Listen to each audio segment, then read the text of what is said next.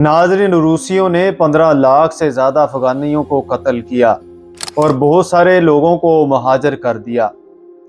اس کے علاوہ امریکہ نے پچھلے 20 سال کے اندر 5 لاکھ افغانی قتل کیے اور بہت سارے مہاجرین کی ہجرت میں رکاوٹ بنا رہا۔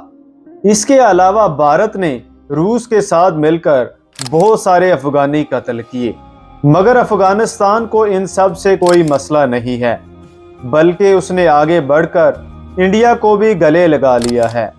اسے مسئلہ ہے تو صرف پاکستان سے، جس نے پچھلے 40 سال سے ان کو مہمانوں کی طرح رکھا اور 2 جنگوں کے دوران 15 لاکھ افغانیوں کو اپنے ملک پاکستان کے اندر پناہ دی۔